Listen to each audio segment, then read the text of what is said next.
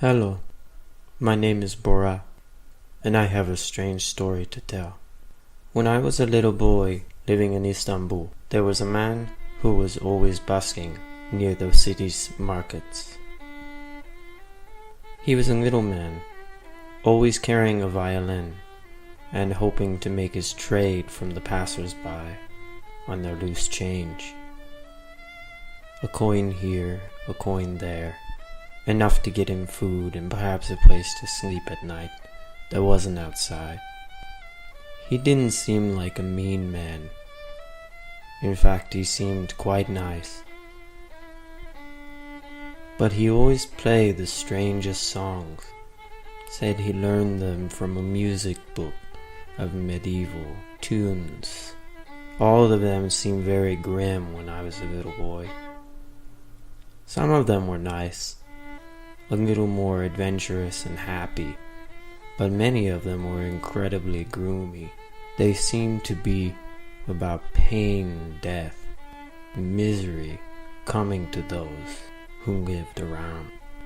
And I mean that specifically. Turkish names, male and female, would come from his lips as he sang these songs, almost within perfect timing and barely noticeable. I never heard him speak my name, and I'm very happy for this, after what I saw happen when I was a child. Once he was playing a local tune that was well known and well loved, but then he suddenly stopped. He saw a younger man who looked very stern and unhappy with his life, watching the man play with a look of disdain. And he said to the violinist, "You waste everybody's time with your nonsense. I wish you would just leave.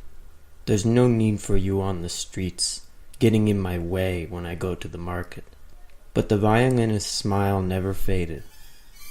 He just looked up to him and said to him in Turkish, instead of the Old English or some other languages he would use during the medieval tunes, "O zamanı dua." And this means something along the lines of, "It is your time." The next day that young man was dead, but no one could tell what killed him. His body was healthy. He was only in his 20s. There's still no explanation for why he died, and I don't think there ever will be. I remember one day my father gave me some coins to give to the violinist while he was playing Greensleeves. This was my favorite. I always loved Greensleeves. And he said to me, in my native language, Turkish, "Don't worry, you will live for a long time. They won't have to take you. You are a good soul. I will play Greensleeves for you. I know it's your favorite. It always puts a smile on your face, little one." But in truth, he did scare me. After seeing that man die after insulting him, it frightened me a little bit. But I never told anyone. And maybe I should have.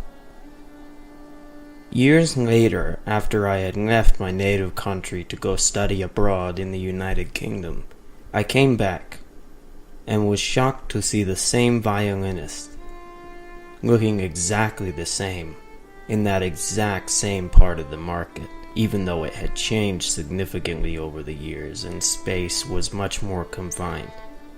I was a little afraid, just like when I was a boy, and I asked him, "What are you still doing here?